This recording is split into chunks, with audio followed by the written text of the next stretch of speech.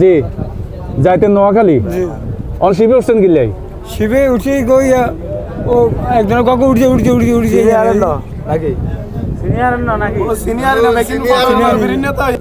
হ্যাঁ মুরব্বী কি সমস্যা হয়েছে বলেন তো? যাইতাম ইয়াত নোয়াখালী অঙ্কা ইয়া উনি একজন মানুষ একজন উঠছে সিটে চলিছে তাই তো শাশুড়ি অঙ্কা নামা দিতে না হাঁটতেন না হা হয়ে হাঁটতেন না ওরা মাছ দিয়ে যেত। মানে আপনি মাঝে যাওয়ার কথা ছিল কিন্তু এখন আপনি বুঝে উঠতে পারেন না যে কোনখানে উঠবেন, এই তো কোন জাহাজে উঠবেন, এই জন্য আপনি নোয়াখালীর পরিবর্তে এখন চিটাগাং চলে যাচ্ছেন, এই তো? ও আচ্ছা আচ্ছা আচ্ছা। সুপ্রিয় দর্শক শ্রোতাবৃন্দ, আমাদের হাতিয়ার দীর্ঘদিনের যে দুঃখ দুর্দশা ছিল যাতায়াত ব্যবস্থায়, বিশেষ করে চট্টগ্রাম এবং নোয়াখালী হলো আমাদের একটা মাত্র মাধ্যম যেখানে আমরা যাতায়াত করতে পারি। এটা দীর্ঘদিন পর্যন্ত মানুষের যে লাঘব কষ্ট ছিল সেটা একটু লাঘব হয়েছে, কারণ এখানে দীর্ঘদিন পর্যন্ত হাতিয়ার মানুষ যেভাবে কষ্ট করছিল, এখন গত 17 মাসে আমাদের হাতিয়ার মোটামুটি উন্নয়নের ছোঁয়া হাতিয়ার মানুষ দেখতে পাচ্ছে। এতে করি আমাদের হাতিয়া থেকে চেয়ারম্যান ঘাট এবং হাতিয়া থেকে চট্টগ্রাম যাতায়াতে যেভাবে মানুষ কষ্ট করছে, কারণ যাতায়াতের ট্রলার, স্পিড বোট, নৌকা, জাহাজ এতটাই সীমিত ছিল যে মানুষ যাতায়াতে খুব কষ্ট করতে হতো।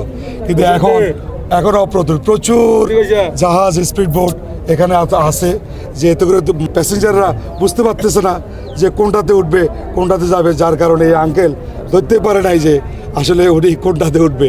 এত বেশি জাহাজ আছেন যার কারণে এখন উনি যাওয়ার কথা ছিল মাইজদি, কিন্তু এখন চলে যাচ্ছে চট্টগ্রাম, কারণ উনি বুঝতে পারে নাই মানে ঘাটে এত জাহাজ এত যাতায়াতের ব্যবস্থা, ফেরি, ট্রলার, স্পিড বোট, উনি বুঝতে পারে না যে কোনটা নোয়াখালী যাবে, কোনটা নাকি আঙ্কেল ঠিক আছে নাকি কোনটা চট্টগ্রাম যাবে। তবে যথাযথ কর্তৃপক্ষকে অবশ্যই আরো সচেতন হতে হবে যাত্রী তোলার সময় কোন যাত্রী কোন জাহাজে উঠতেছে। এটা কর্তৃপক্ষের যথেষ্ট গাফলতি আছে, যে কারণে আজকের এই দুর্দশায় পড়লেন আমাদের এই মুরব্বী।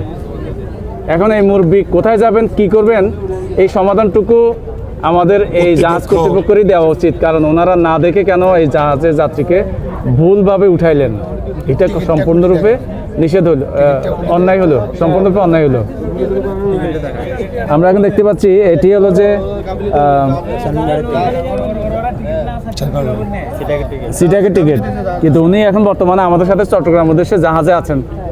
এই গাফলতি আমি বলবো ড্রাইভার কর্তৃপক্ষ এড়াতে পারেন না, বিআরডব্লিউটিসির সম্পূর্ণ দোষ। যাই হোক, এখানে কর্তৃপক্ষের আরও উচিত যে আরো সচেতন হওয়া উচিত। তারা একটা সিস্টেম তৈরি করা উচিত যে এই পাশে চট্টগ্রামের লোকেরা যাতায়াত করবে, এই পাশে হাতিয়া থেকে চেয়ারম্যান ঘাটে যাতায়াত করবে।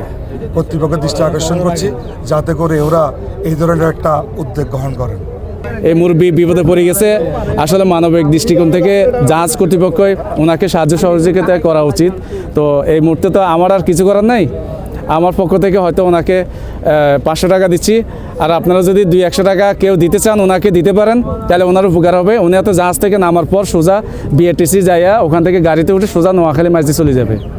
এছাড়া আর আমাদের আর কিছু করার নাই, কারণ আমরা সাধারণ পাবলিক।